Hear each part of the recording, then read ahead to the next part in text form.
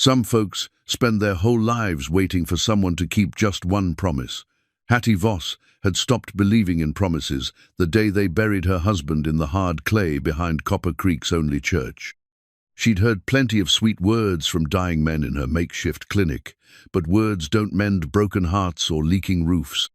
Then one evening, as she sat mending bandages by lamplight, Asher Boone filled her doorway like a mountain come to call. The quiet cowboy who broke wild horses and kept to the ridges had never said more than much obliged to her before. But tonight he stood there, hat in his weathered hands, and spoke 6 words that would change everything. "I'll build you a home and you'll give me a family." Most women would have laughed at such bold talk from a stranger, but something in his steady grey eyes told Hattie this wasn't just talk. What would drive a man to offer everything to a woman who thought she had nothing left to give? Before we jump back in, tell us where you're tuning in from, and if this story touches you, make sure you're subscribed, because tomorrow I've saved something extra special for you.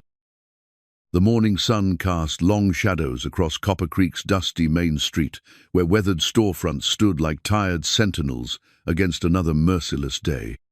Hattie Voss stepped out of her clinic behind Murphy's saloon, her worn boots crunching on the parched earth that hadn't seen proper rain in 2 seasons. The town bore the scars of drought and hardship, peeling paint, sagging porches, and the hollow-eyed look of folks who'd learned not to hope too much. Her clinic occupied what had once been a storage room, barely large enough for 2 cots and a table where she kept her medicines. The walls still smelled of whiskey and tobacco from the saloon, but it was the only space Murphy would rent to a widow with more compassion than coin. Through the thin partition, she could hear the low murmur of early drinkers drowning their sorrows in rot-gut liquor. Hattie touched the simple gold band on her finger, a habit she'd never broken in the 3 years since Thomas died. The ring caught the morning light, a reminder of promises kept and dreams buried. She'd been 22 when she married Thomas Voss, full of plans for the family they'd build together in this unforgiving land. The fever that took him had nearly claimed her too, leaving her barren and alone in a world that measured a woman's worth by the children she bore. "Morning, Hattie." Sarah Chen emerged from the saloon's back door, carrying a steaming cup of coffee. The Chinese woman had arrived in Copper Creek 5 years ago with enough gold to buy Murphy's establishment outright, though she never spoke of how she'd come by such wealth. Her presence had stirred talk at first, but Sarah's whiskey was honest and her poker games fair, which counted for more than gossip in a town where survival trumped prejudice. "Sarah." Hattie accepted the coffee gratefully. "Any trouble last night?" "Nothing I couldn't handle with a shotgun and a stern word." Sarah's eyes crinkled with quiet humor. "Though we did have an unusual visitor asking after you." Hattie's stomach tightened. Most folks who sought her services came directly to the clinic, desperate enough to ignore propriety. Who? Asher Boone. The name hung in the air between them like smoke from a distant fire. Everyone in Copper Creek knew of Asher Booneath Giant, who lived in the high country, breaking horses that other men couldn't touch. He'd drift into town maybe twice a year for supplies, speaking only when spoken to, paying in silver coins that gleamed like they'd never seen the inside of a bank. Some said he was running from something. Others claimed he was touched in the head, preferring the company of wild mustangs to civilized folk. What did he want? Hattie kept her voice steady, though her pulse quickened at the memory of his unexpected visit. "Didn't say. Just asked when you'd be working, then left quiet as he came." Sarah studied Hattie's face with the sharp attention of someone who'd learned to read people for her own survival. "That man's got something on his mind, and if I'm reading the signs right, it concerns you." Before Hattie could respond, a commotion erupted from the direction of the general store. Old Pete was arguing with a well-dressed stranger, a man whose clean clothes and soft hands marked him as surely as if he'd worn a sign. His voice carried the authority of someone accustomed to being obeyed. "Drought's got this whole territory by the throat," the stranger was saying. "Smart folks are selling while they still can. I'm offering fair prices for good land." "Ain't interested, mister." Pete's weathered face was set in stubborn lines. "This land's been in my family 30 years. 30 years of scraping by, from what I can see." The stranger's tone remained pleasant, but there was steel underneath. Samuel Garrett's the name, and I represent interests that could turn this dying town into something prosperous. All it takes is vision and cooperation. Hattie exchanged glances with Sarah. They'd both seen his type before, men who arrived with smooth words and hidden intentions, leaving broken dreams in their wake. "Best keep clear of that one," Sarah murmured.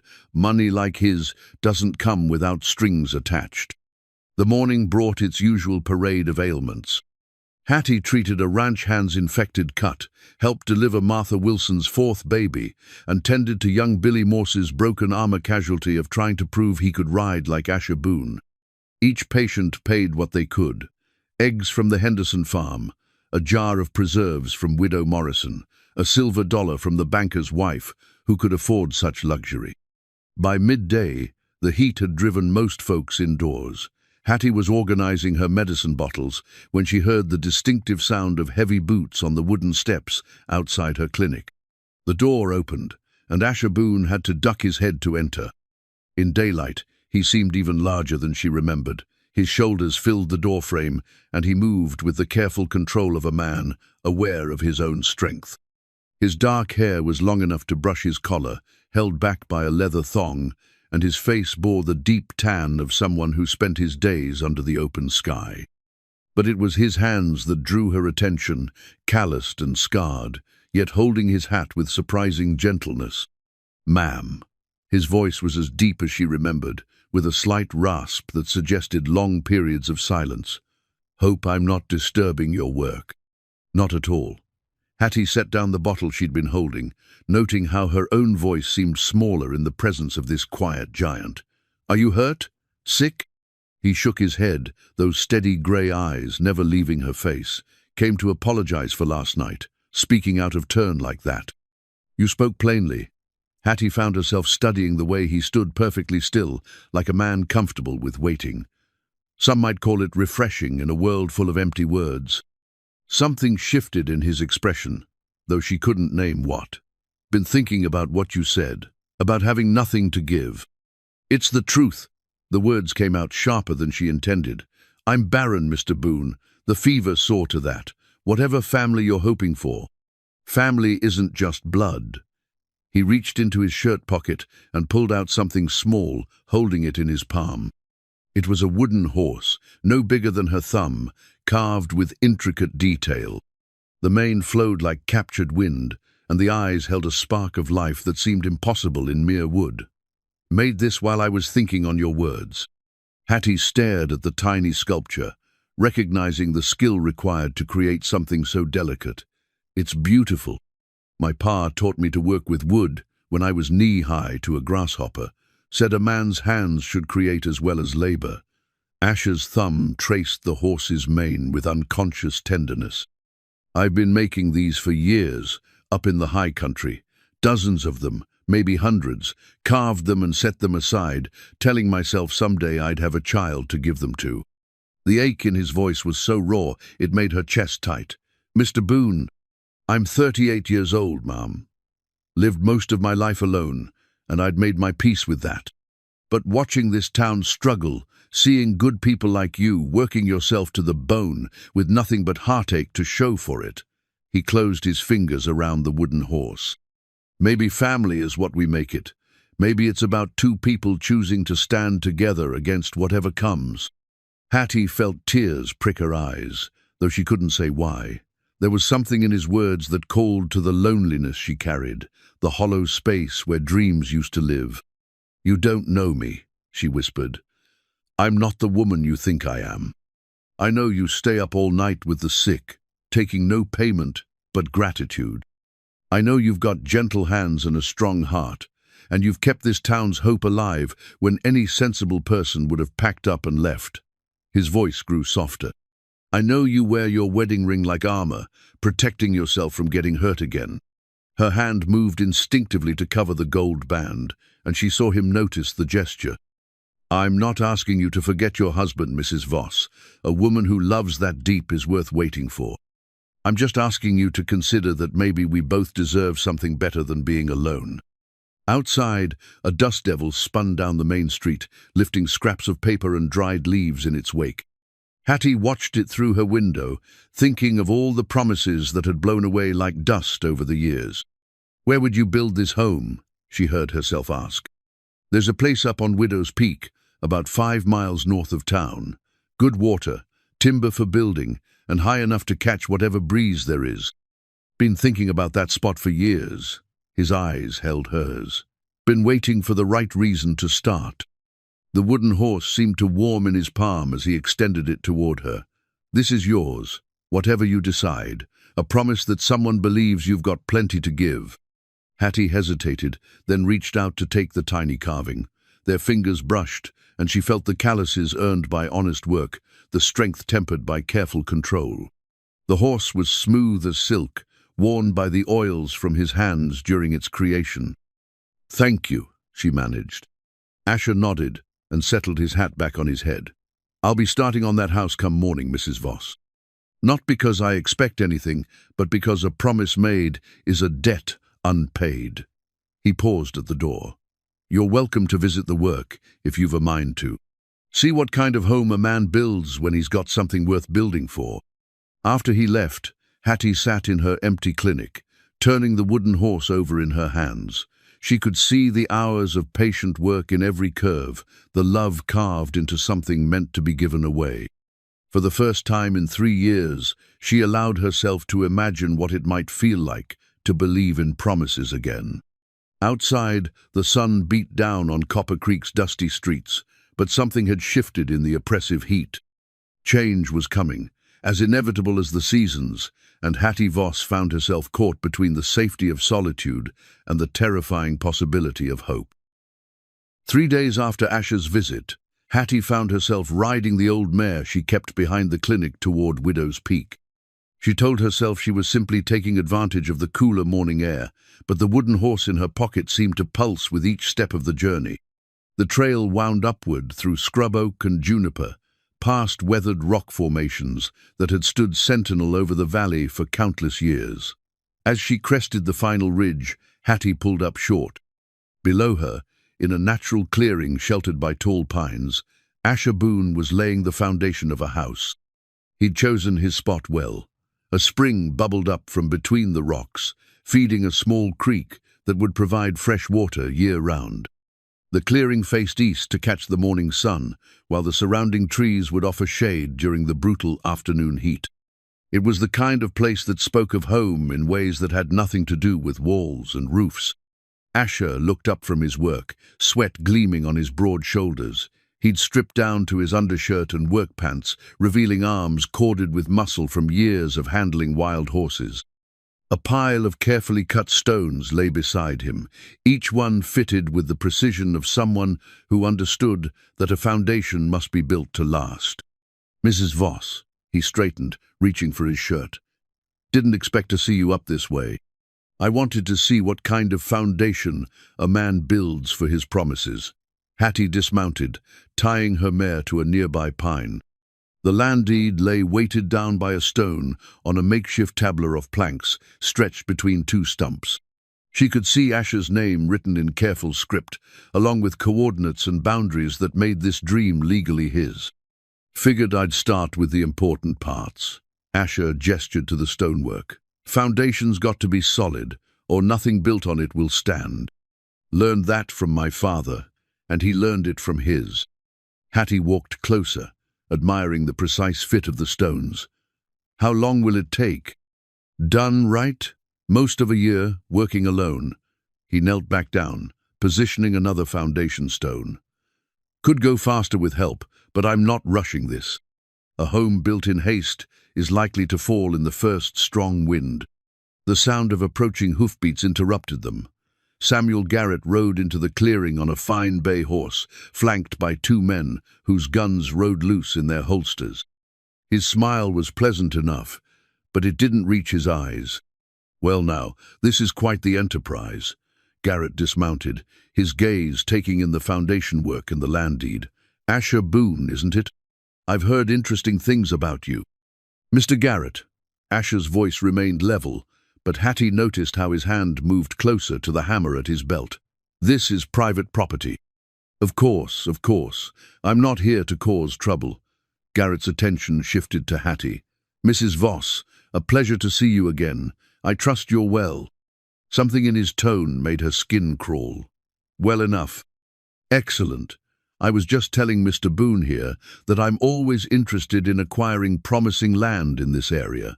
This particular parcel Widow's Peak has quite a history. What kind of history? Hattie asked, though part of her didn't want to know.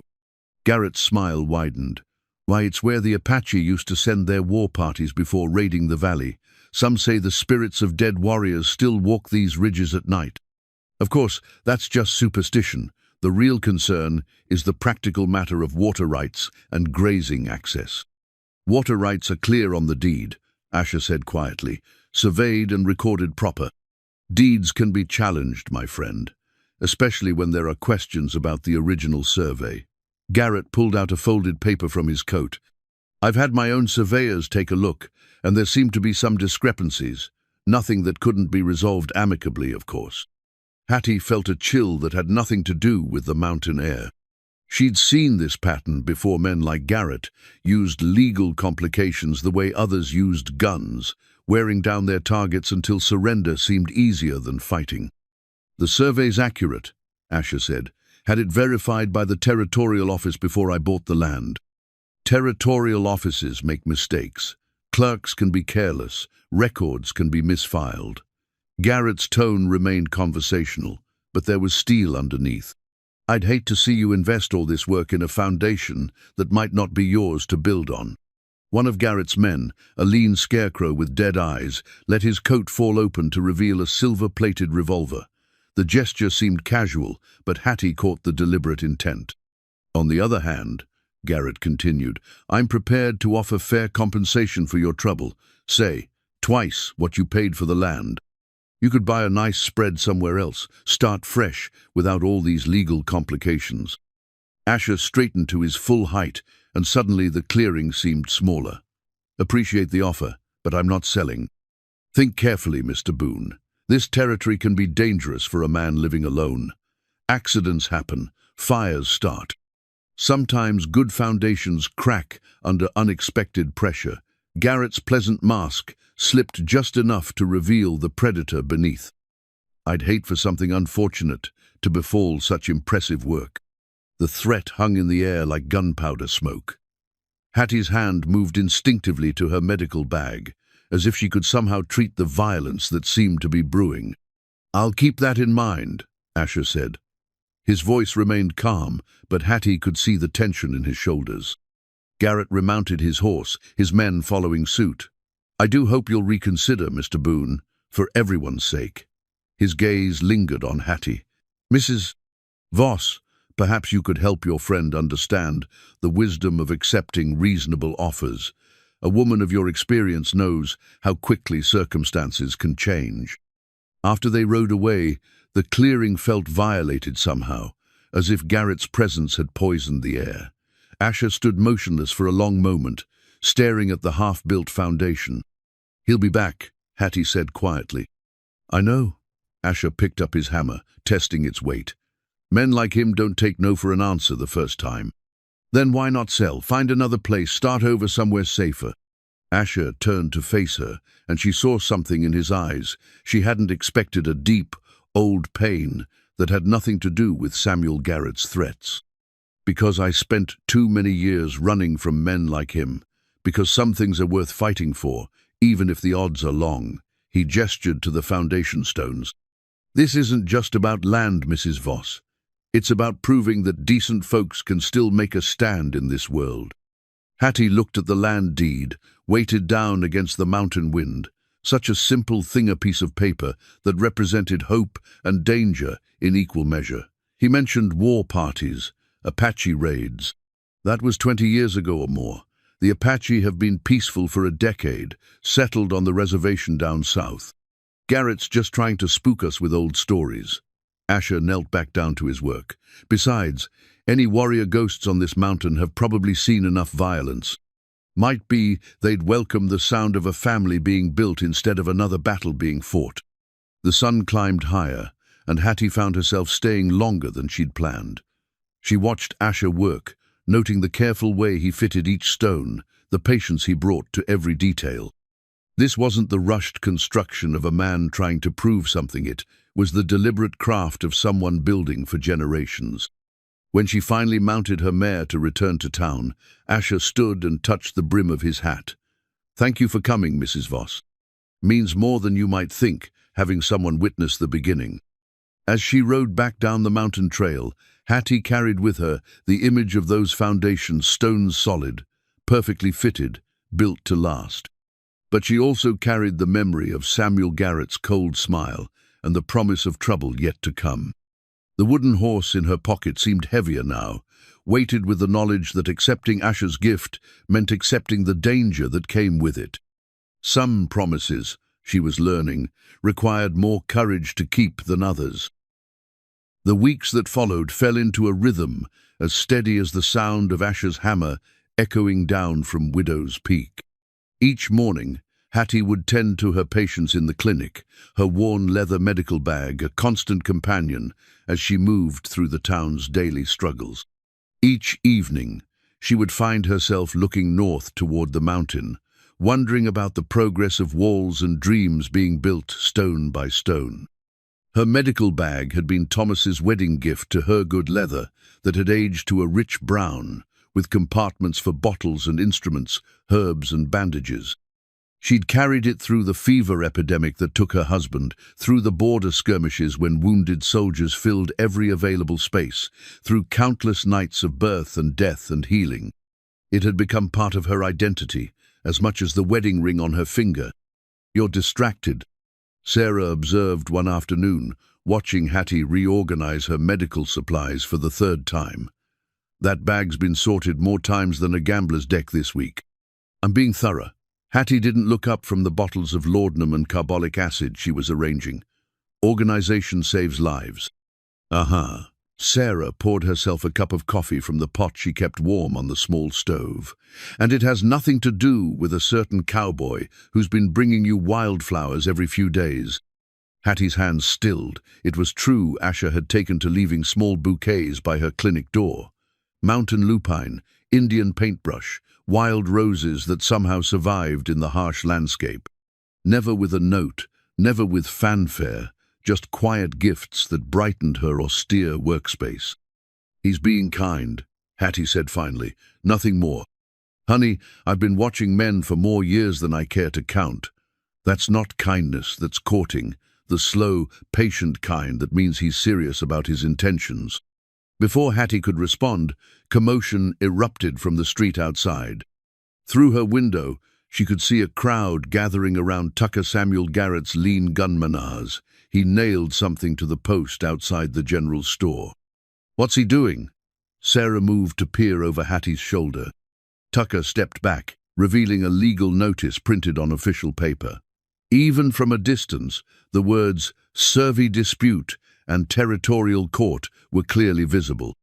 "He's making it official," Hattie breathed. "Garrett's challenging Asher's deed." They hurried outside, joining the cluster of townspeople reading the notice. The legal language was dense and intimidating, but the meaning was clear. Samuel Garrett was claiming prior rights to the land on Widow's Peak, based on what he alleged were errors in the original territorial survey. "That's a load of bull," muttered Pete from the general store. "That land's been available for purchase for 5 years. If Garrett had a claim, why wait until now?"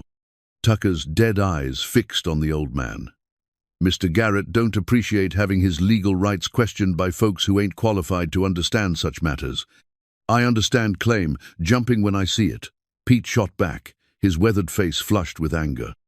Tucker's hand moved to his gun-butter casual gesture that sent most of the crowd stepping backward. Only Pete held his ground, trembling with righteous fury, but refusing to retreat. "That's enough." Hattie stepped between them, her medical bag clutched in both hands. "Tucker, if you've got business in this town, conduct it peacefully. Pete, there's no sense in getting shot over legal papers." Tucker studied her with those flat, emotionless eyes. "You'd be the widow woman who's been keeping company with Boone.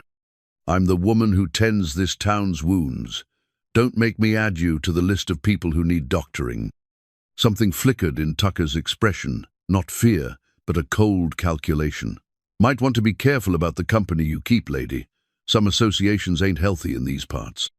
After Tucker rode away, the crowd dispersed with the nervous energy of people who'd seen trouble coming but couldn't do anything to stop it. Hattie remained by the notice, reading it more carefully. The legal language was designed to confuse, but the timeline was clear. Garrett was demanding a new survey, claiming the territorial records were fraudulent, and asking the court to void Asher's deed pending resolution. How long does something like this take? Sarah asked, reading over her shoulder. Months, maybe longer, and that's if it ever gets heard. Hattie folded the notice, her mind racing. Garrett doesn't need to win in court. He just needs to tie Asher up in legal proceedings long enough to make him give up. What will you tell him? Hattie looked up toward Widow's Peak, where she could just make out the distant smoke from Asher's cooking fire. The truth. And then I suppose we'll see what kind of man he really is when the pressure's on. The ride up the mountain felt longer than usual, weighted by the legal notice in her saddlebag. She found Asher working on the frame of what would become the house's main room. The walls were taking shape, solid timber construction, with careful joints that spoke of skill, passed down through generations. He'd made remarkable progress for a man working alone. Mrs. Voss. He set down his saw and wiped sweat from his forehead. Didn't expect you today. We need to talk. She dismounted and pulled out the folded notice. Garrett made his move. Asher read the document in silence, his expression growing darker with each paragraph. When he finished, he folded it carefully and handed it back to her. Well, he said quietly, figured it was coming. That's all. That's your response? Hattie couldn't keep the frustration out of her voice. He's trying to steal your land through legal trickery, and you're just going to accept it. I'm going to fight it, but I'm not going to pretend this changes anything. Asher gestured to the half-built house. This foundation is solid. These walls are straight and true. Whatever Garrett does with his lawyers and his paperwork doesn't change the fact that this place is meant to be a home. But if you lose, then I'll have spent a year building something beautiful instead of sitting on my hands worrying about what might happen. His grey eyes met hers. Mrs. Voss, I've learned that you can't live your life based on other people's threats. Sometimes you just have to do what's right and trust that things will work out. Hattie stared at him, this man who faced legal ruin with the same calm determination he brought to fitting timber joints. Most people would be furious or scared. Oh, I'm both of those things. But fury and fear don't build houses or win court cases. Asher picked up a piece of lumber, running his hands along its surface to check for flaws. My father used to say that a man's character shows clearest when the storm clouds gather. Anyone can be brave when the sun's shining. What if Garrett doesn't limit himself to legal challenges? Tucker made it clear they're willing to use other methods. Then we'll deal with that when it comes. But I won't let the threat of violence stop me from building something good. He looked at her, and she saw something vulnerable in his expression. Unless you think I should. If being associated with me puts you in danger. I didn't say that. You didn't have to. It's written all over your face. Asher set down the lumber and faced her fully. I meant what I said about building you a home, Mrs. Voss. But I won't hold you to anything that might bring you harm. If you want to step back, protect yourself. Stop. The word came out sharper than she intended. Hattie took a breath, trying to organize thoughts that seemed as scattered as leaves in a dust devil. I'm not afraid of Samuel Garrett or his hired guns. I've lived through worse than him. Then what is it? Hattie looked at the house taking shape around them, at the careful craftsmanship that spoke of love and hope and permanence. I'm afraid of believing this is real. I'm afraid of letting myself want something this much again. The honesty of her words surprised her. She'd meant to discuss legal strategies and safety precautions, not bare her soul to this quiet giant who built dreams from timber and stone. Want is dangerous, Asher agreed. Want makes you vulnerable, but it also makes you alive. He moved closer, and she could smell the clean scent of pine sap and honest sweat. I've been dead inside for a long time, Mrs. Voss. working with my hands, keeping to myself, telling myself that was enough. Then I saw you in that clinic, working yourself to the bone for people who couldn't pay you properly.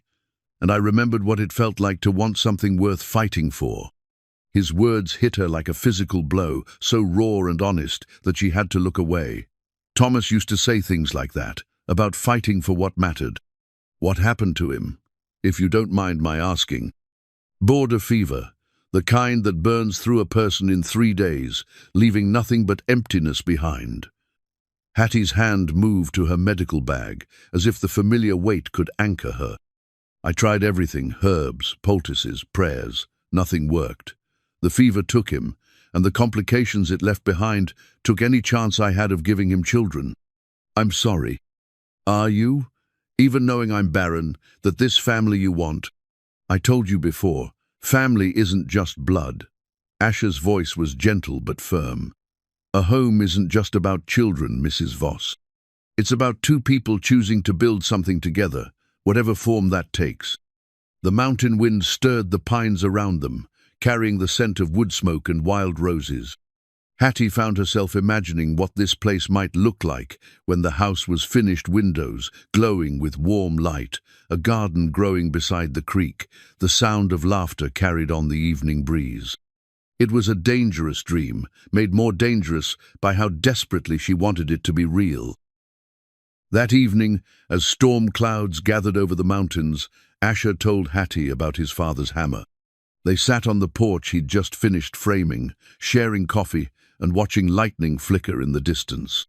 My grandfather brought this hammer west after the war, Asher said, holding the worn tool in his calloused hands. Carried it through 3 territories before settling in Colorado. Built his first cabin with it, and his second when the first one burned down. My father inherited it when he was 16, and I got it when I turned 21.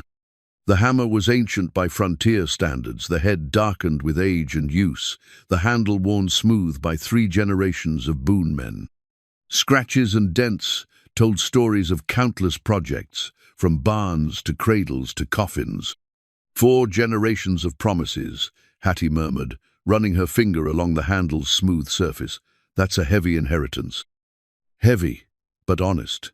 My grandfather used to say that a man's worth could be measured by what he built that lasted longer than he did. Asher set the hammer carefully beside him. He built a ranch that supported 2 families for 40 years. My father built a reputation for honest dealing that opened doors across 3 territories. And what will you build? I'm hoping to build a life that proves promises can still be kept in this world. Thunder rumbled overhead, and Asher glanced at the darkening sky. Storm's coming. You should head back to town before it hits. But the first fat raindrops were already spattering the dust, and within minutes the mountain was shrouded in a downpour that turned the trail treacherous. Hattie found herself taking shelter in the half-built house, watching water drip through gaps in the roof that weren't yet finished. I can sleep in the lean-to, Asher said, his voice carefully neutral. Keep things proper. We're both adults, Mr. Boone. I think we can share a roof without causing scandal. Hattie settled her medical bag in a dry corner and looked around at the skeleton of walls that would someday be rooms. Besides, I'd like to see how solid this foundation really is when the weather tests it. They spent the evening by lamplight, Asher working on small carpentry tasks while Hattie organized her medical supplies. The steady rhythm of rain on the partial roof created an intimate atmosphere that made conversation flow easier than it ever had before. Why nursing? Asher asked, watching her sort through bottles of medicines with practiced efficiency. My mother was a midwife back in Missouri, started teaching me when I was 12, said healing was women's work and I'd better learn it proper. Hattie held up a bottle of willow bark extract. After I married Thomas and we moved out here, seemed like someone was always getting hurt or sick. Territory doctor was 3 days' ride away, so folks started coming to me. You were young to take on that responsibility. 18 when I delivered my first baby, 20 when I set my first broken bone. By the time the border fever came through, I was the closest thing to a real doctor this part of the territory had. Her voice grew quiet. Lot of good it did when my own husband needed healing. Asher's hands stilled on the piece of wood he was sanding. You can't heal everyone. That's a burden too heavy for any one person to carry. Doesn't stop me from trying. Hattie corked the bottle and moved to the next one. Every person I lose is a failure. Every life I save is a reprieve. That's a hard way to live. It's the only way I know. Outside, the storm intensified. Wind howled through the pines, and rain hammered the roof with increasing fury. But inside their shelter of unfinished walls, they were dry and safe.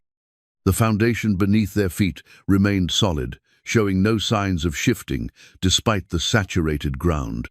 "Tell me about your family," Hattie said. "Before the hammer, before the ranch." Asher's expression grew distant. "Had a wife once, Sarah, different Sarah than your friend. Met her in Colorado when I was 25. She was a school teacher, prettiest woman I'd ever seen. Married her after a 6-month courtship that her father thought was too quick. What happened to her? Childbirth. The baby too." The words came out flat, emotionless, but Hattie could see the old pain in his eyes. Midwife said sometimes these things just happen. Nothing anyone could have done. "I'm sorry. Was a long time ago. Took me years to stop blaming myself, longer to stop blaming God." Asher picked up his sandpaper and began working again. Spent the next decade drifting, breaking horses for other men's ranches, telling myself I was fine alone. What changed? Time, mostly. And seeing you work in that clinic, saving lives that other folks had given up on, made me remember that some promises are worth the risk of making. Lightning flashed, illuminating the skeletal framework of the house around them. In that brief, stark moment, Hattie could almost see what it would become. Walls painted warm colors, furniture arranged for comfort rather than mere function. Children's laughter echoing through rooms built with love. "I can't have children," she said quietly. "The fever left scar tissue that makes it impossible." "I know. You told me. But you keep talking about family like it's still possible." Asher set down his sandpaper and looked at her directly. "Mrs. Voss, this territory is full of orphaned children. Kids whose parents died in Indian raids, or from fever, or just from the hardness of frontier life. Most of them grow up wild, fending for themselves, learning to survive instead of learning to live. You're talking about taking in orphans. I'm talking about giving love to children who need it, whether they're born to us or not. Building a home where lost souls can find their way to something better." His voice grew stronger, more certain. "Blood doesn't make a family. Choice does. Commitment does. The decision to stand by someone no matter what storms come." Thunder crashed overhead, so loud it seemed to shake the mountain itself. But the foundation beneath them remained steady, the frame around them strong despite its unfinished state. "You make it sound simple," Hattie said. "Simple, not easy. Nothing worth doing is easy." Asher moved closer, and in the lamplight she could see every line of his weathered face, every scar that spoke of hard-won experience. "But I've been alone long enough to know the difference between simple solitude and the kind of loneliness that eats a person alive. I'd rather risk my heart on something real than spend the rest of my life protecting myself from disappointment." A sudden gust of wind caught the loose edge of the rooftop, sending it snapping like a gunshot. Asher moved quickly to secure it, his movements sure and practiced despite the storm's fury. Watching him work, Hattie felt something shift inside her chester, loosening of the protective walls she'd built around her heart. "The foundation is solid," she said when he returned to the lamplight. "Built to last. My grandfather taught my father, and my father taught me you start with stone because stone endures. Everything else can be rebuilt if it has to be, but the foundation has to be right from the beginning. And if Garrett succeeds, if he takes the land through legal manipulation—" Asher's jaw tightened, but his voice remained steady. "Then I'll tear this house down board by board and rebuild it somewhere else. The land matters, but not as much as what we build on it. That's a lot of work to do twice. Worth doing as many times as it takes." He picked up his father's hammer, turning it over in his hands. "This tool has built and rebuilt more structures than I can count. Sometimes because of fire, sometimes flood, sometimes just the passage of time. But my family kept building, kept making promises they intended to keep. Even when it seemed hopeless? Especially then. Hope isn't about circumstances, Mrs. Voss. It's about deciding that tomorrow can be better than today, and then doing the work to make it so. The storm raged until nearly dawn, but eventually the wind died down, and the rain gentled to a steady drizzle. When Hattie finally dozed off, wrapped in Asher's coat while he kept watch by the dying fire, she dreamed of finished rooms and children's voices, of a life built on foundations strong enough to weather any storm. She woke to the smell of coffee and bacon, and the sound of Asher's hammer ringing against wood as he made repairs to the storm damage. Through the gaps in the walls, she could see him working in the early morning light, methodical and patient, despite the setbacks the weather had caused. The hammer in his hands caught the sunrise, gleaming like a promise made manifest in steel and wood, and the unshakable determination of a man who'd learned that some things were worth building twice if necessary. 2 months after the storm, the kitchen table was finished. Asher had carved it from a single piece of oak that he'd felled and seasoned himself, working on it during the quiet evening hours when the day's construction was done. The surface was smooth as glass, with flowing grain that caught the lamplight like captured water. Around the edges, he'd carved a border of wild roses and mountain laurel flowers that grew naturally around their spring. "It's beautiful," Hattie whispered, running her hands over the intricate carvings. She'd arrived that morning to find the table in place, set with 2 simple plates and cups Asher had traded for in town. A small bouquet of actual wild roses sat in a mason jar at the center, their fragrance mixing with the scent of fresh pine from the nearly completed walls. "Figured we should have somewhere proper to share meals," Asher said, his voice carrying a note of shy pride. "Table's the heart of any home, place where families gather, where important conversations happen." The house had taken shape around them, like a prayer made manifest in wood and stone. The walls were up now, with windows that framed views of the valley below and the peaks beyond.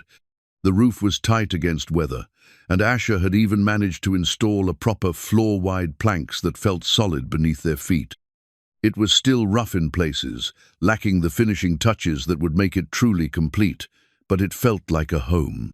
"When will you move in?" Hattie asked, settling into one of the 2 chairs he'd crafted to match the table. "Soon, maybe next week, if the weather holds." Asher poured coffee from a pot that had been warming by the fire. "Been looking forward to sleeping under a roof I built myself."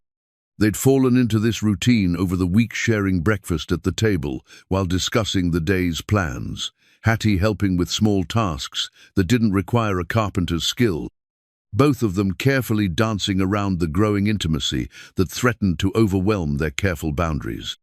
"Garrett's been quiet lately," Hattie observed, though she couldn't keep the worry from her voice. "Too quiet." "Tucker was in town yesterday, asking questions about water rights and mineral claims. Sarah said he spent 2 hours at the territorial office, going through old records." Asher's expression darkened. "He's building a case, gathering ammunition for whatever legal challenge comes next. Or looking for other ways to pressure you."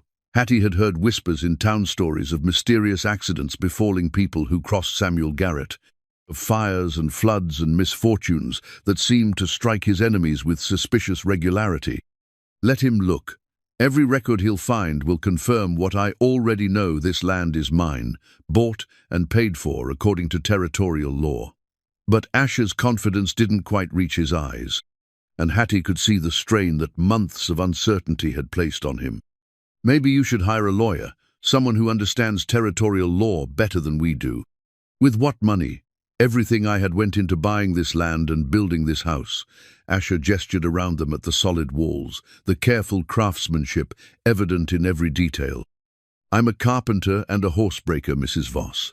I don't have the kind of resources it takes to fight a man like Garrett in court."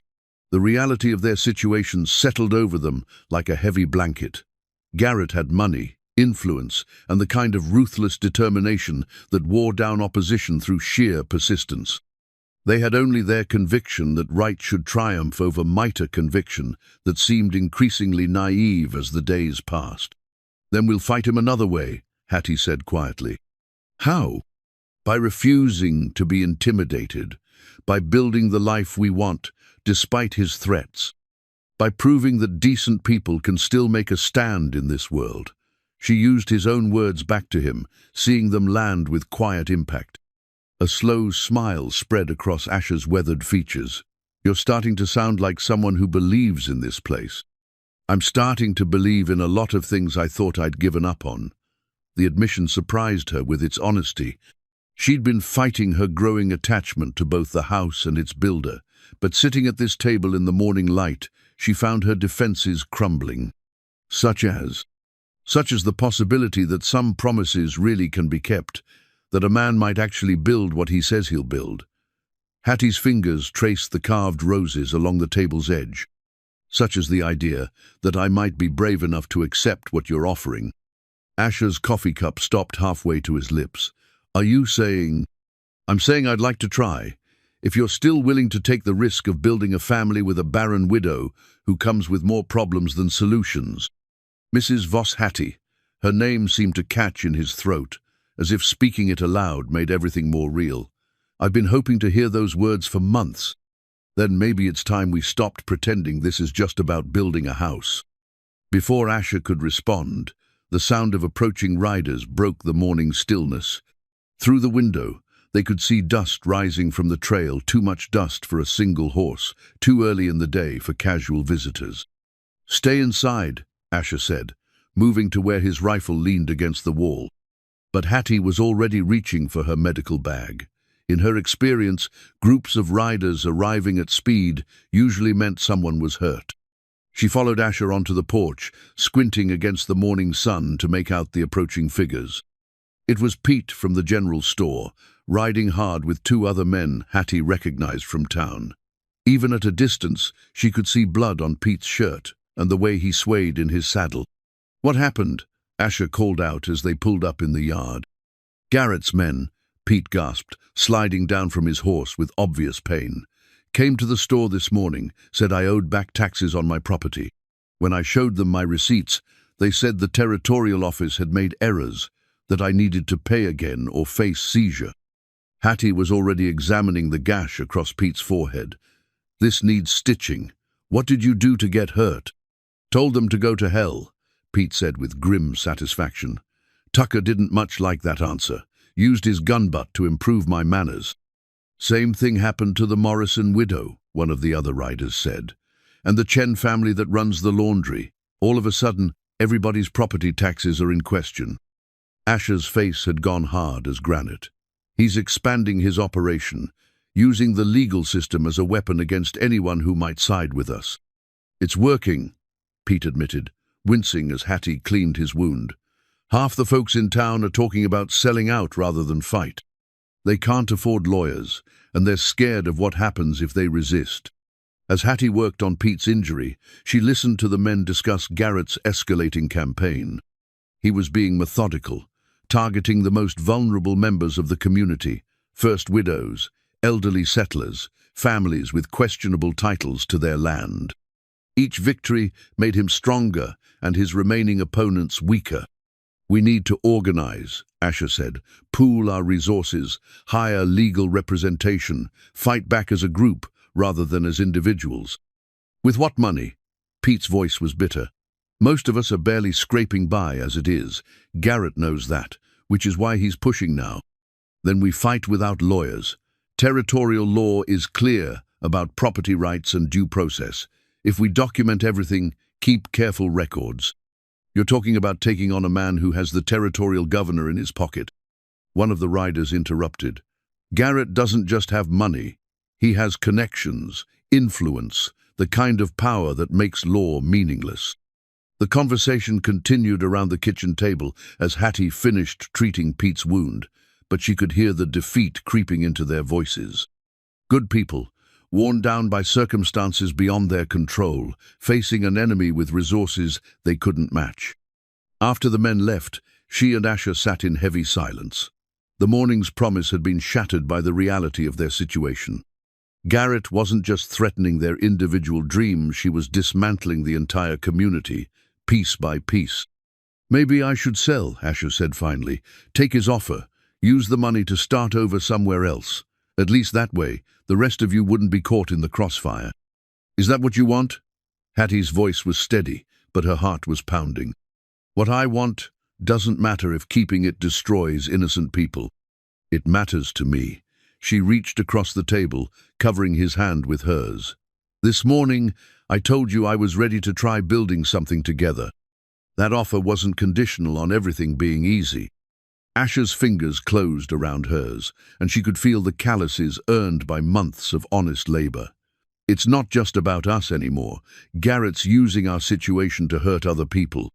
Then we make sure those people aren't facing him alone. Hattie's mind was already working through possibilities. Sarah has connections throughout the territory. Pete has been here longer than anyone he knows who to trust, who might help. The Morrison widow has 3 grown sons who've been looking for a fight since their father died. You're talking about open resistance. I'm talking about what you said before, proving that decent people can still make a stand. Hattie squeezed his hand. This table, this house, what we're building here, it's not just about us. It's about showing that ordinary folks can still choose to build instead of tear down, to create instead of destroy. Outside, storm clouds were gathering again over the mountains. But inside their kitchen, at the table Asher had carved with his own hands, Hattie felt something she hadn't experienced in years, the fierce joy of having something worth fighting for. If we do this, Asher said slowly, there's no going back. Garrett won't stop with legal challenges. It'll get ugly. Then we'd better make sure we're ready for ugly. Hattie released his hand and reached for her medical bag. First thing we need to do is make sure everyone in town knows they're not alone, that there are people willing to stand with them. And the second thing? Hattie looked around at the house that had become so much more than shelter. It had become a symbol of hope in a place where hope was in short supply. We finish what we started. We build the life we promised each other, and we do it loud enough that everyone can see what's possible when good people refuse to give up. The carved roses on the table seemed to catch the fading light, their delicate beauty a testament to the power of patient creation in a world too often ruled by destruction. Whatever came next, they would face it together, at this table, in this house, built on foundations strong enough to weather any storm. The pressed wildflower lay carefully preserved between the pages of Hattie's medical journal, its petals still holding a ghost of their original purple color. She'd found it growing beside their spring 3 weeks after moving into the house, the first wild larkspur to bloom in the small garden she'd started behind the kitchen. Now, as autumn painted the mountains in shades of gold and crimson, that single flower had multiplied into patches of color that softened the harsh landscape around their home. "It's amazing what grows when you give it a chance," she murmured, pressing the journal closed and setting it on the kitchen table. Outside, she could hear Asher splitting wood for the winter ahead, the rhythmic thwack of his axe, a comforting soundtrack to the domestic life they'd built together. The house felt complete now, in ways that had nothing to do with construction. Her medical supplies occupied a corner of the main room, organized on shelves Asher had built to her specifications. His woodworking tools hung neatly on the workshop wall, each one cleaned and maintained with the care of a craftsman who understood that good tools lasted generations. Their belongings had merged naturally, finding harmony in the spaces designed for 2 people learning to live as one. "Mrs. Boone," she said aloud, testing the sound of it. They'd been married by Reverend Matthews in a simple ceremony attended by half the town, with Sarah serving as matron of honor and Pete giving her away in place of the father she'd lost years ago. The wedding had been more than a personal celebration. It had been a statement of faith in the future, a declaration that some dreams were worth the risk of believing in. The sound of approaching horses interrupted her reverie. These days, any unexpected visitor made her pulse quicken, but she recognized the easy gait of familiar mounts. Sarah rode into the yard with young Billy Morse, both of them grinning with the kind of excitement that suggested good news. "Hattie," Sarah called out as she dismounted, "you'll want to hear this." Asher emerged from the woodshed, axe still in hand, as they gathered on the porch. Billy could barely contain himself, practically bouncing with the need to share his news. "Tell them what you told me," Sarah urged. "I was fishing down by Miller's Creek yesterday," Billy began, his words tumbling over each other in his excitement. "You know that old cabin where the hermit used to live? Well, I saw Tucker and 2 other men going through it with shovels and picks, like they was looking for something buried. Probably just checking for mineral rights," Asher said, though his expression was thoughtful. "That's what I thought too, until I heard them talking. Tucker was madder than a wet cat, saying how Garrett had been sure there was silver in that hillside, but all they'd found was worthless rock." Hattie felt something click into place in her mind. Silver claims, that's what this is really about. "What do you mean?" Sarah asked. "Think about it. Why would Garrett suddenly be interested in every piece of property around Copper Creek? It's not about the land itself, it's about what might be under it." Hattie's voice grew stronger as the pieces fell together. "He's been buying up claims based on some geological survey or mining report that suggests silver deposits in this area." Asher set down his axe, his expression darkening. "Which means he doesn't just want our land for its own sake. He needs it to complete some larger plan." "But if there's no silver," Billy said, confusion evident in his young voice, "why keep pushing?" "Because he's already invested too much to back down now," Sarah answered grimly. "Men like Garrett don't admit they've made mistakes. They double down, hoping to recoup their losses." That evening, as they sat by the fire discussing the implications of Billy's discovery, Hattie found herself studying her husband's profile. The months of uncertainty had etched new lines around his eyes, but they'd also revealed a core of strength she was still learning to trust. "What are you thinking?" Asher asked, noticing her scrutiny. "I'm thinking about that flower," she said, touching the journal where the pressed larkspur lay hidden. "How it grew in ground that seemed too harsh to support anything beautiful. And I'm thinking that maybe we've been approaching this all wrong. Instead of just trying to protect what we have, maybe we should be planting seeds for what comes next." Asher turned to face her fully. "What kind of seeds?" "The kind that grow into community, into something bigger than any one person can tear down." Hattie's voice gathered confidence as the idea took shape. "Garrett's counting on us being isolated, fighting separate battles he can defeat one by one. But what if we weren't separate? What if we were connected?" "You're talking about organizing the whole territory." "I'm talking about proving that decent people can build something worth protecting. Not just individual homes, but a real community where families can grow and children can learn and neighbors look out for each other." Sarah leaned forward, her eyes bright with interest. "What would that look like?" "A school, for starters. Sarah, you've got enough gold to hire a real teacher. And there are plenty of children in this territory who've never seen the inside of a classroom." Hattie's voice grew stronger as the vision crystallized. "A church where people can gather for more than just funerals. Maybe even a proper doctor's office where folks don't have to risk their lives traveling 3 days for medical care." "That's a lot of building," Asher observed.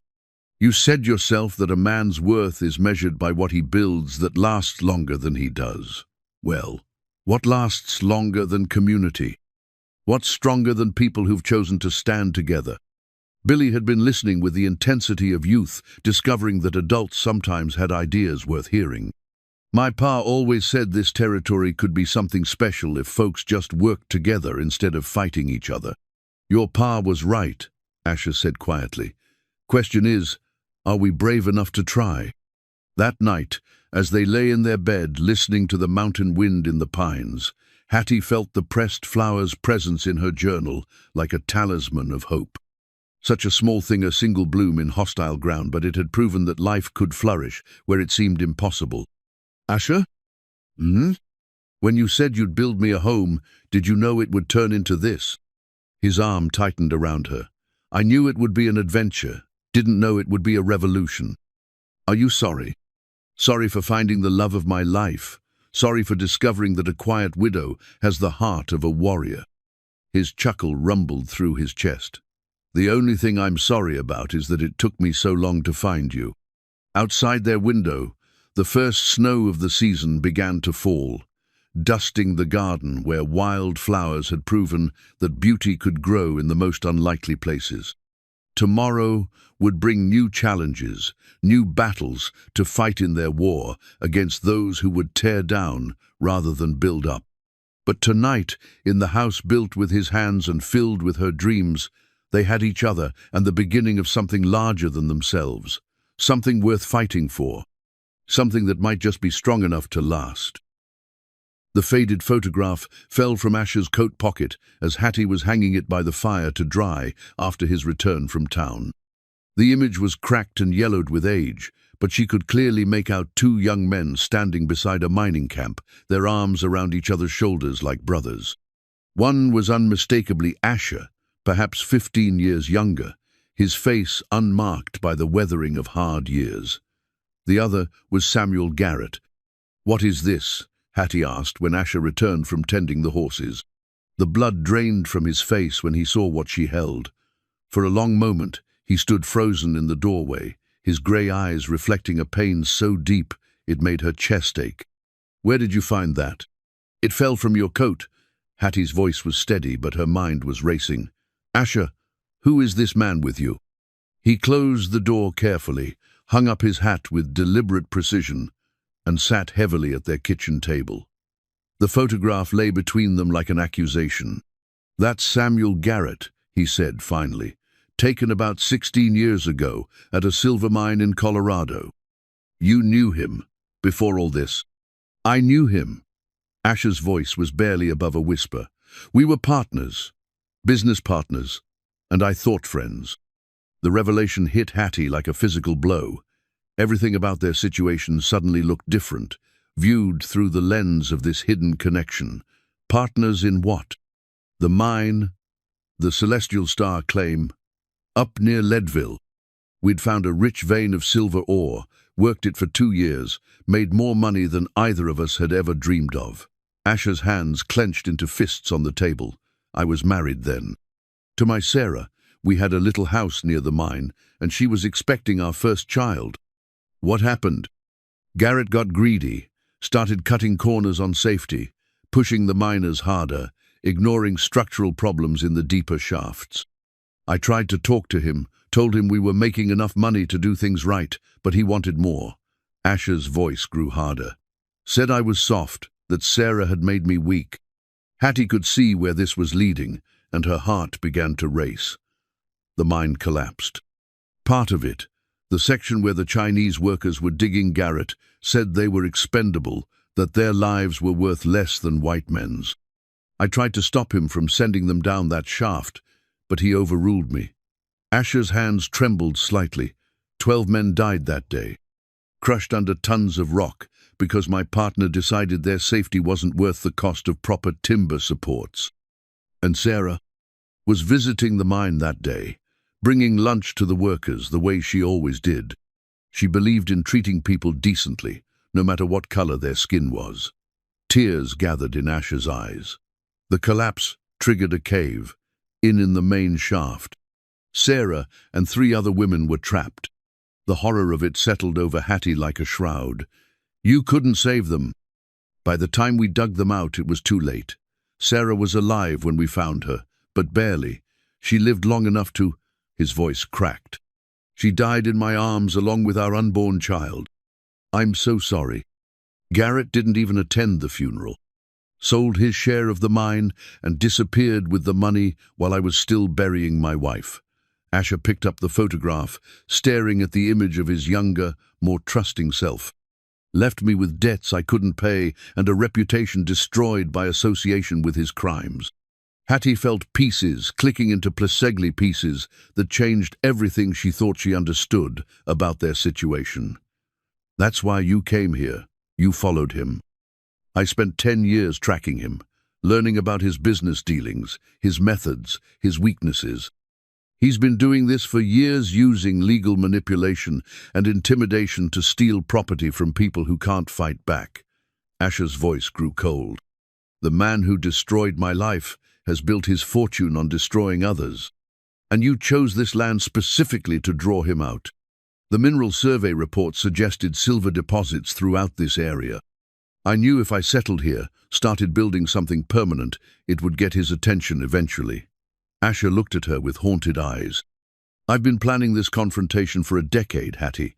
Everything I've done since coming to Copper Creek has been leading up to it. The words hit her like separate physical blows. Everything, their meeting, his proposal, the house, their marriage, all of it, had been part of some elaborate plan for revenge. Including me? No. The word came out sharp, desperate. You were never part of the plan. I came here intending to face Garrett alone, to make him pay for what he did to Sarah and those miners. But then I met you, and you decided I'd make good bait. Hattie's voice was bitter as the taste in her mouth. A way to make him believe you were really settling down, really vulnerable.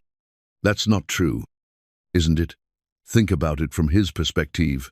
Lone man building a house might be a threat, but a man building a home for his wife. That's someone with something to lose. Someone who can be threatened and intimidated and eventually broken. Asher reached across the table toward her, but she pulled away. The betrayal was so complete, so devastating that she couldn't bear his touch. I love you, he said desperately. Whatever else you believe, believe that. I love you more than I ever loved Sarah, more than I thought possible after losing her. Do you? Or do you love the idea of me, the grieving widow who fits so perfectly into your plan for revenge? Hattie, please. How long were you going to wait before telling me the truth? Until after Garrett was dead?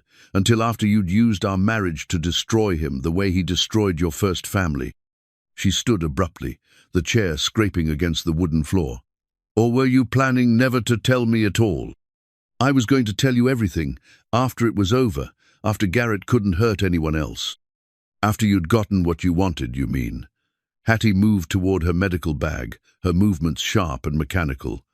Well, congratulations, Asher. Your plan worked perfectly. You've made yourself vulnerable enough to draw him in, and you've given him the perfect target to use against you. Where are you going? Back to town, back to my clinic, back to my real life, instead of this fantasy you built around your need for revenge. She shouldered her bag, avoiding his eyes. You wanted to use me as bait? Fine. But I won't stay here and wait for the trap to spring. Hattie, if you leave now. What? You'll lose your advantage? Your cover will be blown? She turned back to face him, and the pain in her eyes was terrible to see. I spent 3 years learning to live without believing in promises, Asher. You made me believe again, made me think that maybe, finally, someone was offering me something real. But this was never real, was it? It was just another lie in service of your greater truth.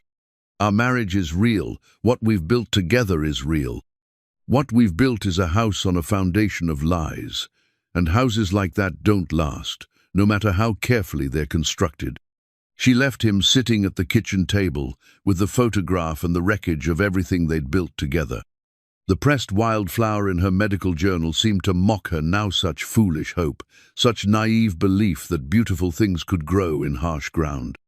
Some flowers, she realized as she rode down the mountain trail in the gathering dusk, were never meant to bloom. Some promises were too heavy for the soil they were planted in. And some men carried so much pain that they could only build with broken pieces, even when they thought they were creating something whole. Behind her, the house stood dark against the mountain sky, no longer a home, but a monument to the difference between love and need, between choice and manipulation. Tomorrow would bring consequences for this revelation. Garrett would sense weakness and press his advantage. The community would suffer for Asher's deception, and she would have to learn once again how to live without the dream of belonging somewhere. But tonight, she just rode toward town and tried not to think about the man she'd left behind, sitting alone in a house built for 2 people who might never find their way back to each other. The Iron Bell arrived on a freight wagon 3 days after Hattie left, its bronze surface gleaming despite the dust of travel. Asher had ordered it months ago from a foundry in Denver, intending it as a surprise for their first Christmas together. Now it served a different purpose entirely. He mounted it on a tall post beside the house, rigging a rope system that would allow the bell to be heard for miles in every direction. 1 ring for medical emergency, 2 for fire, 3 for danger, requiring immediate assistance. It was the kind of practical communication system that frontier communities had relied on for generations. Neighbors, helping neighbors when trouble came calling. "You planning to signal the whole territory?" Sarah asked, watching him test the mechanism. She'd ridden up that morning with supplies and news from town, her face grave with concern. "Something like that." Asher adjusted the rope tension, listening to the bell's clear tone echo off the mountain peaks. "How is she?" "Hurt, angry, working herself to death, tending every scraped knee and sniffling nose in Copper Creek." Sarah's voice carried a note of reproach. "You really made a mess of things, didn't you?" "I know." "Do you? Because from where I sit, it looks like you traded the best thing that ever happened to you for the chance to settle an old score." Asher set down his tools and faced her directly. "Garrett killed my wife and 12 innocent men. He's built his fortune on the misery of others, and he won't stop until someone stops him. You think I should just forget that? Pretend it doesn't matter? I think you should have trusted Hattie enough to tell her the truth from the beginning. She's not some delicate flower who needs protecting from hard realities." Sarah's eyes flashed with anger. "That woman has survived things that would break most men. She could have handled your past, but she can't handle being lied to." The words stung because they were true. Asher had spent so many years planning his confrontation with Garrett that he'd forgotten how to be honest about anything else. Even his love for Hattie had become tangled up in the web of deception he'd woven. "It's too late now," he said quietly. "Is it? Have you actually tried talking to her, explaining why you did what you did?" "She won't see me. Won't even read the letters I've sent." Asher looked down toward Copper Creek, where smoke rose from the chimneys of homes he'd helped protect, whether their owners knew it or not. "Maybe that's for the best. Garrett's planning something big, I can feel it. The longer she stays away from me, the safer she'll be." "You think he'll come here?" "I know he will. Tucker's been watching the house for days, counting how many people come and go, checking for weaknesses in the defenses. Garrett's done playing game. She wants this land, and he's ready to take it by force." Sarah studied the house with new eyes, seeing it not as a home but as a fortress under siege. Asher had spent the past week making preparations, boarding up windows that faced the most likely approaches, stocking water and ammunition, clearing brush that could provide cover for attackers. When? Soon. He's been building up to this for months, applying pressure, isolating his enemies, making sure the territorial authorities look the other way. Asher's voice was calm, but Sarah could see the tension in his shoulders. "The question isn't when, it's whether anyone will stand with me when the time comes." "What about the people in town? Pete, the Morrison boys, the families you've been helping. What about them? They've got their own lives to worry about. I can't ask them to risk everything for a fight that was never really theirs." "The hell, it isn't their fight." Sarah's voice carried the steel that had helped her survive in a world that didn't welcome Chinese women in frontier business. "Garrett's been terrorizing this whole community, using legal tricks to steal people's property, intimidating anyone who stands up to him. You think that stops if he gets your land?" Asher had been asking himself the same question. His original plan had been simple: draw Garrett into a confrontation, end it once and for all, then disappear back into the wilderness where he belonged. But things had gotten complicated. He'd built connections, formed relationships, become part of something larger than his personal quest for vengeance. "He'll never stop," Asher admitted. "Men like Garrett don't know when they have enough. Even if he gets everything he wants here, he'll just move on to the next community, the next group of victims. Then this isn't about your past anymore. It's about everyone's future." Before Asher could respond, the sound of approaching riders interrupted them. But these weren't enemies. Pete rode into the yard with the Morrison boys and half a dozen other men from town, all armed and looking grim. "Heard you might be expecting trouble," Pete said without preamble. "Figured you could use some company." "This isn't your fight," Asher began, but Pete cut him off. "Like hell it isn't. Garrett's men burned out the Chen family last night, said it was an accident, but everyone knows better." The old man's face was set in hard lines. "We're tired of being picked off one by one. Time to make a stand." One by one, the other men voiced their agreement. These weren't professional fighters, they were farmers and shopkeepers, fathers and grandsons, who'd decided that some things were worth the risk of standing up for. They'd brought what weapons they had, along with determination, born of desperation. "What's the plan?" asked Tom Morrison, the eldest of the brothers. Asher looked around at the faces of his neighbor's people he'd tried to protect by keeping his distance, who'd chosen to stand with him anyway. "Garrett will come at night, probably with a dozen men or more. He'll try to burn us out, make it look like an accident. Then we'll be ready for him." Pete checked his rifle with the practiced ease of a man who'd survived the Apache Wars. "This house built to withstand a siege?" "Built to last," Asher confirmed. "Stone foundation, thick walls, multiple firing positions, and the bell can summon help from 20 miles away if we need it." "What about Hattie?" Sarah asked quietly. "When Garrett doesn't find her here, he'll look for her in town." The thought had been haunting Asher for days.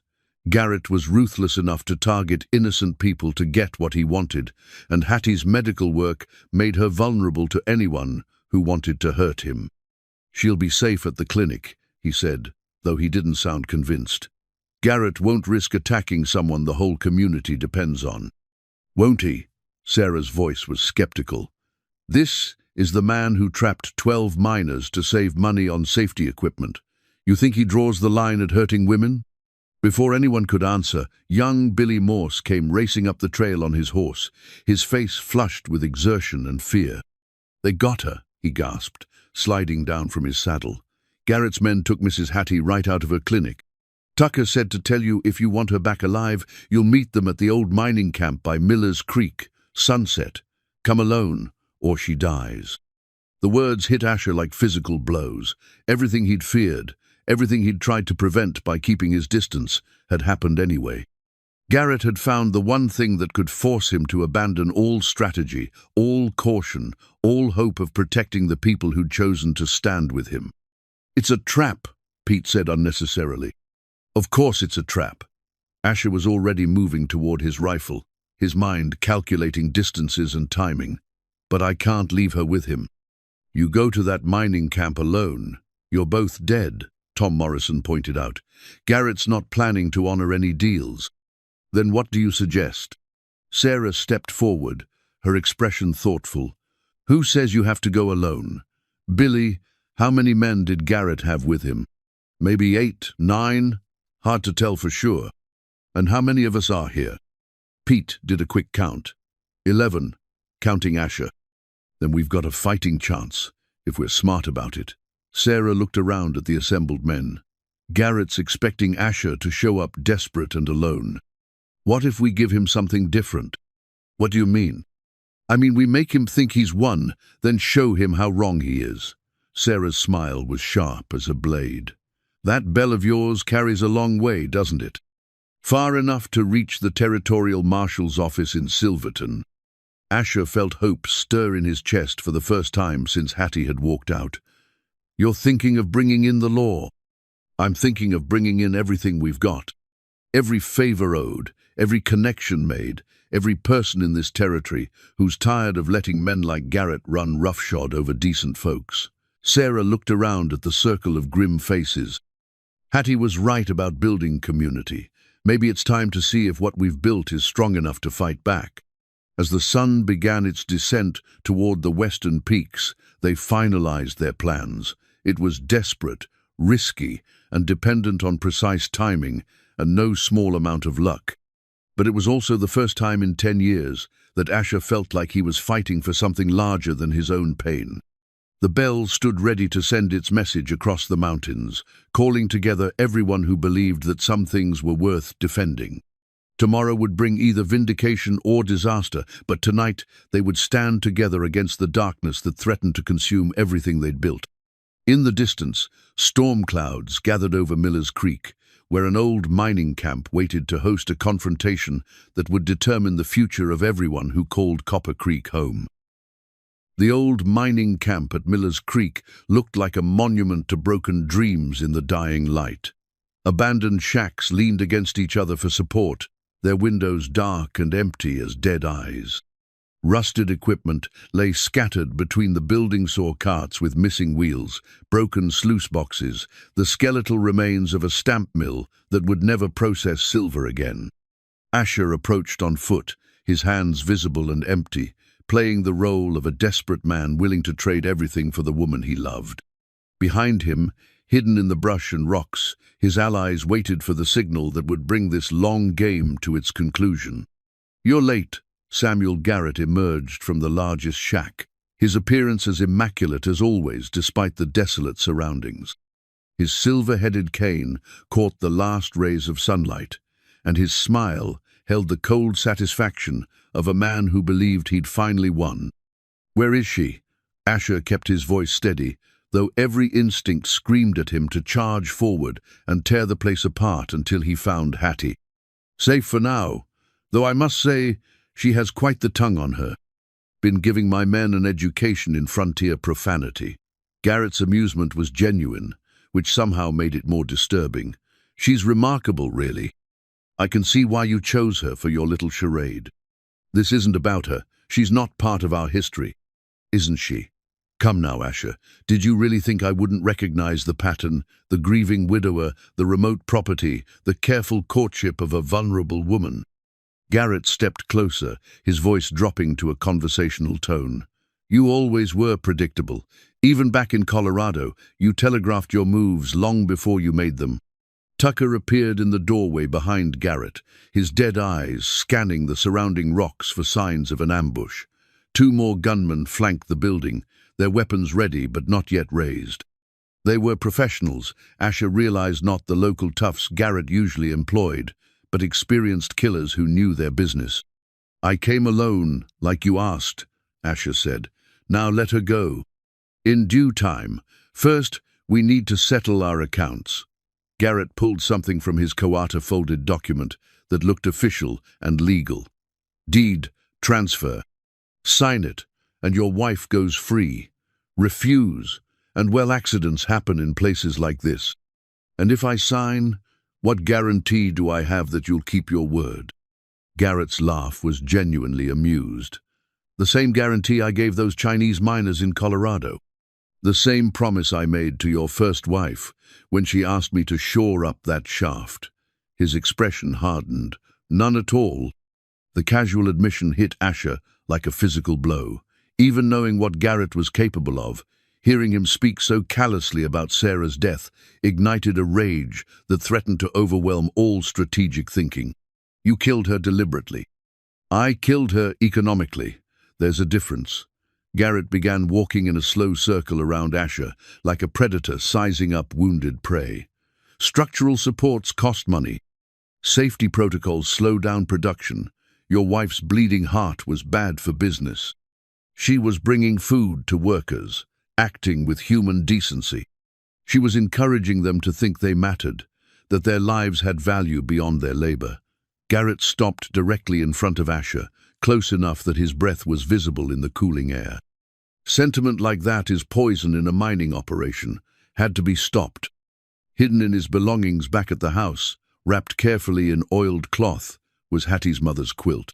Asher had found it among his first wife's possessions after the mine collapse, somehow preserved when everything else had been destroyed. He'd carried it for 16 years, a reminder of the life that had been stolen from him and the debts that remained unpaid. But it had become something else when he'd fallen in love with Hattie, a bridge between his past and future, a symbol that some things could survive even the worst disasters. He'd planned to give it to her for their first Christmas together, along with the story of how love could endure beyond death. Now, facing the man who'd destroyed his first family, Asher felt the weight of that quilt like a promise he'd failed to keep. "Where is she?" he asked again. "Sign the deed first." "Let me see her first." Garrett considered this, then nodded to Tucker. The gunman disappeared into the shack and emerged moments later, half dragging Hattie between him and another man. Even in the fading light, Asher could see the bruises on her face and the defiant set of her shoulders. "Let her go," Asher called out. "I'm fine," Hattie replied, her voice carrying clearly across the camp. "Don't give him anything. Whatever he's promised, he's lying." Spirited woman, Garrett observed. Reminds me of your first wife, actually. Same stubborn refusal to accept reality. He pulled out a pocket watch, checking the time with theatrical precision. You have 30 seconds to sign, or Tucker will demonstrate what happens to women who don't know their place. Tucker's hand moved to his gun, and Asher saw the casual way he prepared to commit murder. This wasn't about land or money anymore, it was about power, about proving that men like Garrett could take whatever they wanted from whoever they pleased. All right, Asher said, reaching for the document. But I want to tell her something first, in case this goes badly. How touching. Make it quick. Asher raised his voice, projecting it toward the shack where Hattie waited under guard. The quilt is in the chest by our bed. Your mother's quilt, the one you thought was lost. I've been saving it for Christmas. To anyone listening, it sounded like a dying man's last gift to his wife. But Hattie's eyes widened with understanding. The quilt was the signal they'd arranged the code that would tell their allies the enemy positions and timing. Thank you, she called back, and her voice carried love and forgiveness that made his chest tight with emotion. Garrett was growing impatient. Enough sentiment. Sign the paper. Asher took the pen Garrett offered, bending over the makeshift table that had been set up for this transaction. The deed transfer was comprehensive and not just his property, but everything he owned, everything he'd built. His signature would make Samuel Garrett the legal owner of their home, their dreams, their future. There's just one problem with your plan, Asher said, straightening without signing. Which is? You assumed I came here to save her. Asher stepped back from the table, his hand moving toward the gun he'd kept concealed. But she never needed saving. We came here to finish this. The first ring of the iron bell echoed across the mountains, its clear tone cutting through the evening air like a sword. Before the echoes faded, it rang again and again. 3 rings. Danger requiring immediate assistance. Garrett's expression shifted from smug satisfaction to confused alarm as the sound of approaching horses began to filter through the gathering darkness. Not just a few riders, but mania thunder of hoofbeats that spoke of half the territory converging on Miller's Creek. You brought an army, Garrett breathed. I brought a community. People who are tired of being afraid, tired of letting men like you steal their futures. Asher's voice carried across the camp, loud enough for everyone to hear. Turns out that when you give decent folks something worth fighting for, they'll fight.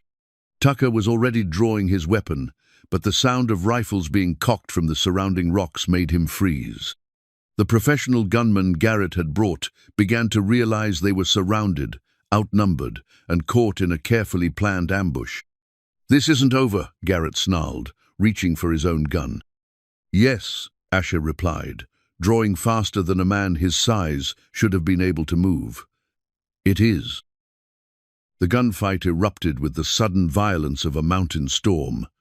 Tucker's shot went wide as Pete's rifle barked from the rocks above, sending the killer diving for cover behind an overturned ore cart. Garrett's men scattered like startled wolves, seeking whatever protection the abandoned mining equipment could provide. But this wasn't the desperate last stand Garrett had planned for. Hidden riflemen opened fire from carefully chosen positions, their shots coordinated and deadly. Tom Morrison and his brothers had circled around to block the only escape route, while Sarah and young Billy controlled the high ground that overlooked the entire camp. In the chaos, Hattie broke free from her guards, using skills learned from years of dealing with difficult patients to disable the man holding her left arm. A swift kick to the knee and an elbow to the solar plexus sent him sprawling, giving her the opening she needed to reach the cover of a fallen timber. "Hattie!" Asher called out, pinned down behind the makeshift table as bullets splintered the wood around him. "I'm alive!" she shouted back, pressing herself against the log as gunfire erupted overhead. "Finish this!" Garrett had taken refuge in the main shack, his silver-headed cane abandoned in the dirt as he fired through a broken window. His face was twisted with rage and something approaching panic, the expression of a man who'd built his life on controlling others, suddenly finding himself powerless. "This is madness," he screamed over the gunfire. "I'm a legitimate businessman. I have legal rights." "So did those miners in Colorado," Asher replied, working his way closer under cover of the sustained fire from his allies. "So did my wife." Tucker made a desperate break for the horses tied behind the shack, but Sarah's rifle found him before he'd gone 10 steps. He pitched forward into the dust, his gun spinning away into the darkness. One by one, Garrett's professional killers fell or surrendered, overwhelmed by the coordinated attack of people fighting to protect their homes. When the shooting finally stopped, an eerie silence settled over the mining camp. Smoke drifted from gun barrels and small fires started by muzzle flashes. The smell of gunpowder mixed with the pine-scented mountain air, creating an atmosphere that was both acrid and clean. Garrett emerged from the shack with his hands raised, his immaculate clothes torn and dirty, his silver hair disheveled. The arrogant confidence was gone, replaced by the desperate calculation of a cornered animal. "You can't just execute me," he said, his voice hoarse from shouting over the gunfire. "There are laws, courts, due process. The kind of due process you gave those Chinese miners." Pete stepped out of the rocks, his rifle trained on Garrett's chest. "The legal protections you offered the families you drove off their land? That was business. This is murder." "This is justice," Tom Morrison corrected, emerging from the darkness with his brothers flanking him. "Long overdue, but justice all the same." As the territorial marshal and his deputies rode into the camp summoned by the bell's urgent call, Asher finally understood what Hattie had meant about building community. These weren't just neighbors who'd answered a call for help. They were people who'd chosen to stand together against the kind of predatory evil that Garrett represented. "Marshal Davidson," Pete called out to the lead rider, "we've got your prisoner ready for transport." The marshal surveyed the scene with experienced eyes, taking in the scattered weapons, the bodies of Garrett's men, and the tight-knit group of settlers who'd obviously coordinated this operation. "Anyone want to tell me what happened here?" "Samuel Garrett kidnapped Mrs. Boone and attempted to extort a deed transfer through threats of violence," Sarah said calmly. "We responded to a distress signal and arrived to find an armed confrontation in progress." That's a very convenient version of events. It's also the truth. Tom Morrison stepped forward, his face set in hard lines. "We've got a dozen witnesses, physical evidence of the kidnapping, and legal documents proving Garrett's been using fraudulent surveys to steal property throughout the territory." As the marshal's deputies secured Garrett and began gathering evidence, Asher finally reached Hattie. She was sitting on the fallen timber, checking herself for injuries with the methodical precision of someone accustomed to medical emergencies. "Are you hurt?" he asked, kneeling beside her. "Bruised, scared, but alive." She looked up at him, and he could see tears mixing with the dirt on her face. "I heard what you said to Garrett, about Sarah, about the mine. I should have told you everything from the beginning." "Yes, you should have, but I understand why you didn't." Her hand found his, fingers intertwining with familiar warmth. "I was so angry about the deception that I couldn't see past it to the pain underneath." "You had every right to be angry. I used you, even if that wasn't my intention." "Did you? Or did you fall in love despite yourself, and then not know how to reconcile that with your need for justice?" Hattie's voice was gentle, understanding in a way that made his chest tight. "Sometimes the heart wants what it wants, regardless of our plans." Before Asher could respond, she reached into her coat and pulled out something wrapped in soft cloth. "I brought this for you," she said, unfolding the fabric to reveal a simple wooden ring. "I carved it myself, from a piece of the oak table you made for our kitchen." The ring was beautiful in its simplicity, smooth and perfectly round, with tiny carved roses that echoed the pattern on their table. It was clearly the work of someone unused to woodworking, but the love invested in every careful cut was unmistakable. "I realized something while I was sitting in that clinic, feeling sorry for myself," Hattie continued. "Marriage isn't about perfect honesty from the beginning. It's about choosing to be honest going forward, even when it's hard, especially when it's hard." Asher took the ring with trembling hands, overwhelmed by the gesture and what it represented. "Are you saying—" "I'm saying I want to try again. Really try this time, with all the truth between us and all the community around us." She gestured toward their friends and neighbors who were helping the marshal document Garrett's crimes. "We built something here, Asher, something bigger than just the two of us, something worth fighting for. What about forgiveness? What about trust? What about love?" Hattie smiled, and it was like sunrise after the longest night. "Love covers a multitude of sins, if we let it, and I choose to let it." As Asher slipped the wooden ring onto his finger beside his original wedding band, he felt the weight of 16 years of pain and anger finally begin to lift.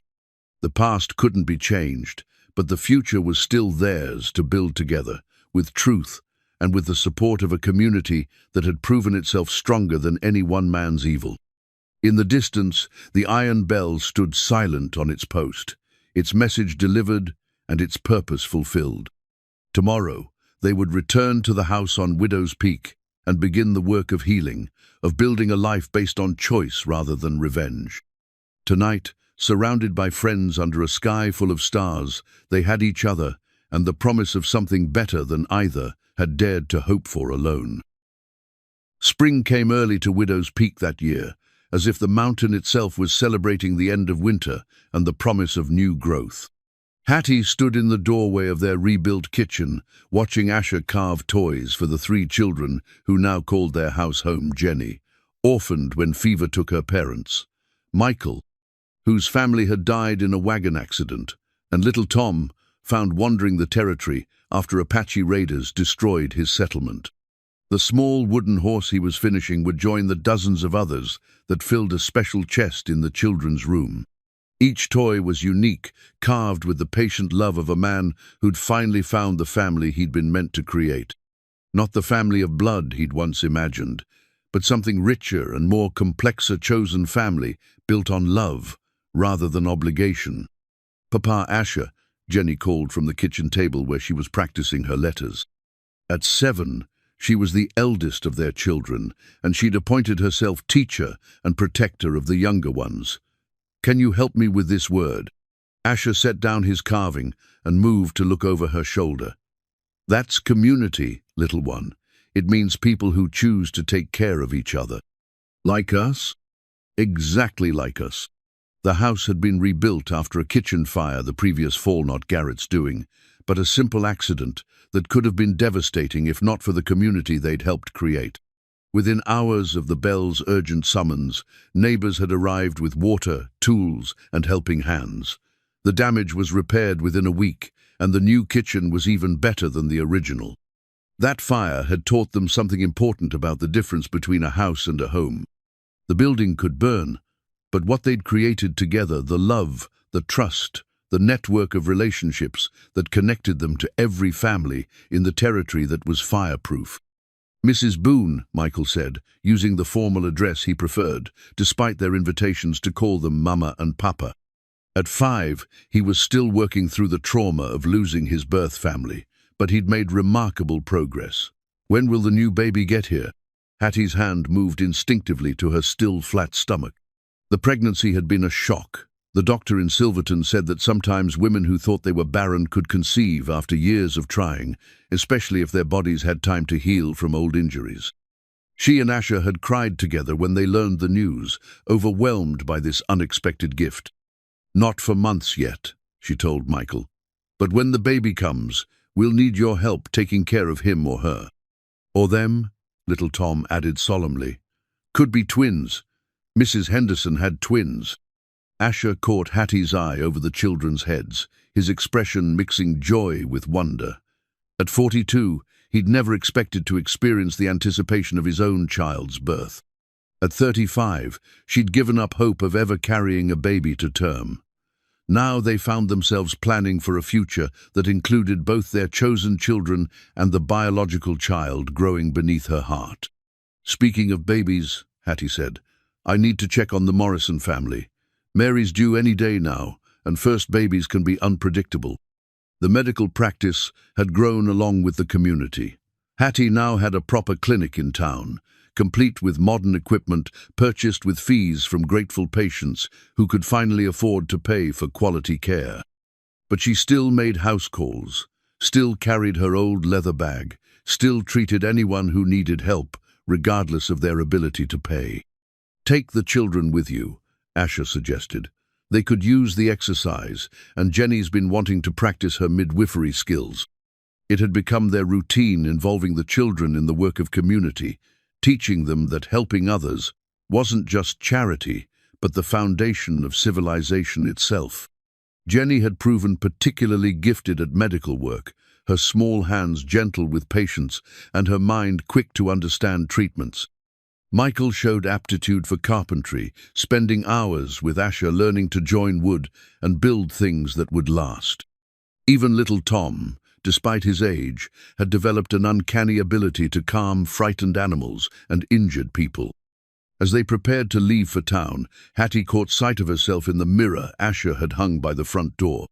The woman looking back was different from the one who'd first accepted a wooden horse from a quiet giant. Her face was fuller, softened by happiness and the early glow of pregnancy. Her hands were still strong and capable, but they carried hope now, instead of just competence. The gold wedding ring still circled her finger, but it had been joined by the wooden band Asher had carved to match hers. The two rings together told the story of her journey from loss to love, from solitude to family, from surviving to thriving. "Ready, Mama, Hattie?" Jenny asked, shouldering the small medical bag Asher had made for her. "Ready." The ride to town took them past the cemetery where Thomas Voss lay, buried beneath a simple stone marker.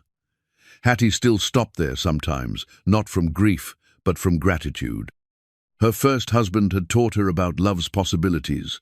Her second had shown her love's endurance. Both gifts were part of who she'd become. "Will you tell us the story?" Michael asked as they rode. "About how Papa Asher promised to build you a home." It had become the children's favorite Taletha story of two lonely people who'd found each other in the wilderness and built something beautiful from broken pieces. Hattie never tired of telling it, never tired of seeing their faces light up when she reached the part about the wooden horse and the promise that changed everything. "It started on a night when the rain was falling," she began, her voice carrying the cadence of a storyteller who'd found her perfect audience, "in a little clinic behind a saloon, where a tired nurse was mending bandages and had stopped believing in promises. As they rode toward town, the iron bell caught the morning sunlight, its bronze surface gleaming like a beacon of hope. 3 rings for danger, but also 1 ring for celebration, 2 for gathering, 4 for welcome. It had become the voice of their community, calling people together for work and worship, for crisis and joy. Behind them, the house on Widow's Peak stood solid against the mountain sky, its windows bright with reflected sun, smoke rising from the chimney where breakfast had been cooked and love had been shared. It was exactly what Asher had promised to build, not just a shelter, but a home, not just a place to live, but a foundation for generations. And around that foundation, they'd built something even more precious than either had dared to imagine, a family created by choice, strengthened by trial, and blessed with the kind of love that transforms everything it touches.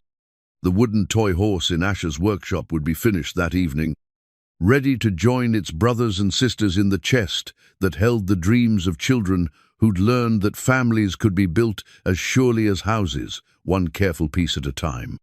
And when their own baby arrived, he or she would find a household full of love, a community ready to help, and parents who understood that the greatest promises were the ones that took a lifetime to keep. Some folks spend their whole lives waiting for someone to keep just one promise. Hattie and Asher Boone had learned that the secret wasn't in the waiting, but in the choosing to build, to love, to stand together against whatever storms might come. And in that choosing, they'd found something worth more than silver or gold, a home built on foundations strong enough to last forever.